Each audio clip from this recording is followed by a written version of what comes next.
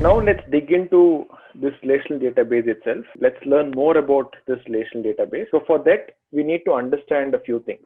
The first thing is normal. Let's understand what normal form is. Let's say call this as Akhil, Tisha.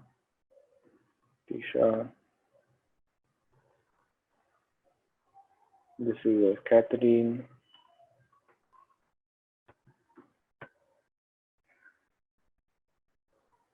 This is David. Okay. And let's give this name, right? Apple.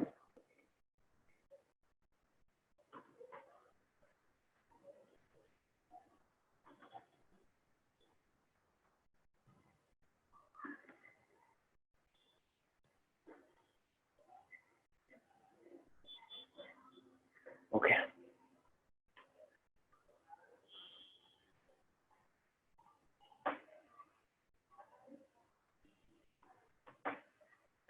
Okay. Now let's say I have more columns here. I have the customer name. I have address line 1. I have address line 2. And I have phone number. I have designation, all that. Okay.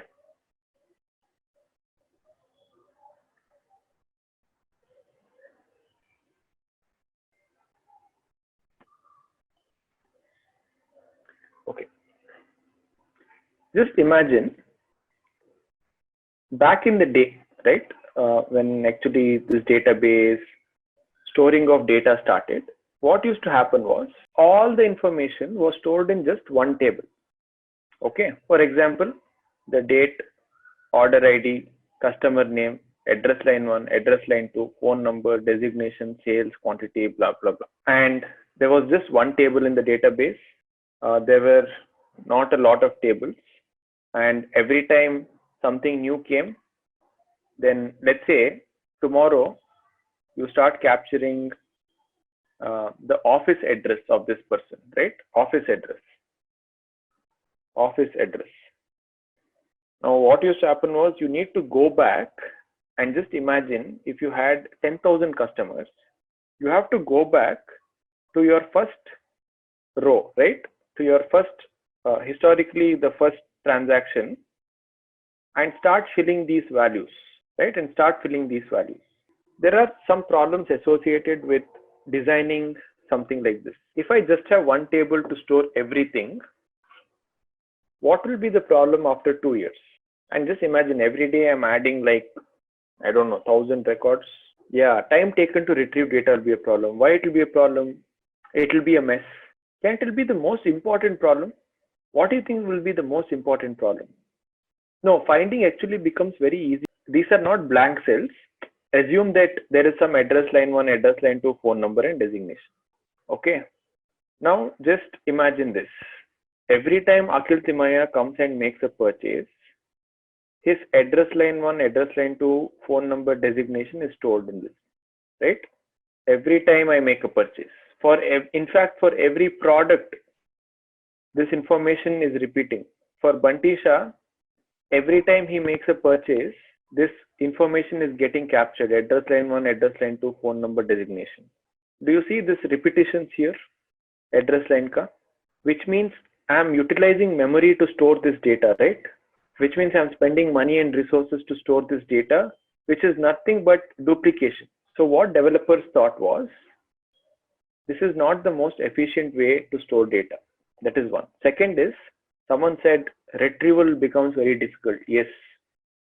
Just imagine over 2 years, this data is going to be so big that if I want to get some information out of it, it is going to take at least 2 to 3 days to get the information because it is so big.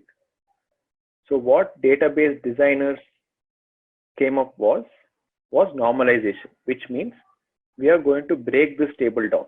So just think of this. Think of this design. I have date, I have order ID, I have customer name. Okay. I have this as table and I have I have this sales quantity and so on and so forth.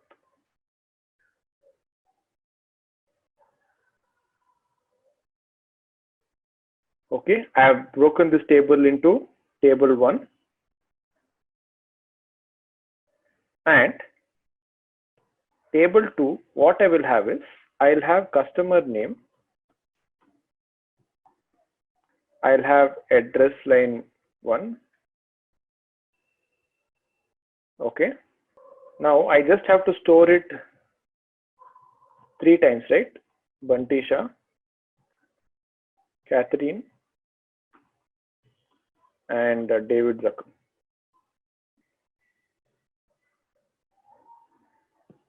Okay. Now, no matter if 2 years or whatever, this data will be vertically going on, right? Every time out of the 4 we make a purchase, the information will be stored in this table 1. But table 2, I just have to store it once. Which one do you think is more efficient structure? The first design or the second design which I just did? Absolutely the second, right? Now this is what is normalization. Okay, normalization is a design technique, right? And there are different forms of normalization. Now let's look at the different forms. Let's first go to the definition. Now I didn't want to start with the definition because it is too theory based, right? And you know, it will be like, okay, this is in theory, but what about in practice, right? That's why I took the practical route first, so that you have an understanding now, right? Okay. The definition says it's a database design technique which organizes tables in a manner that reduces redundancies, duplication of data. Yes, repeating, right? Irrelevant. Very good. Next is dependency of data, which means, just imagine, in a simple example, let's say I ask one of you a question. Hey, get me the, sales of Akhil Timaya. Okay, the sales of Akhil Timaya. Now, in our second example, you have to only look at this small table, table 1, right? In our second design. But if your design was this one, you had to look at this massive table to get that piece of information. Now for that question, this design, I'm not even looking at this, going to look at this table. I'm not even going to look at this table, right? Because what I want is in this table itself, a very small table. That means I'm not too dependent on getting the entire information out, right? But if it was design 1, then I had to look at the whole table and get information, right? That is dependency of data. Okay. Now there are different normal forms. There is starting from first normal form to 6th and over also. There is more normal forms, but for our understanding and for all practical purposes, we will, study until 3rd normal form. Okay. Because trust me, even I have not seen queries or tables which has like 4th or 5th normal form. Okay. Because in most practical applications, whatever we want to achieve, you can achieve it using the 3rd normal form itself. Cool.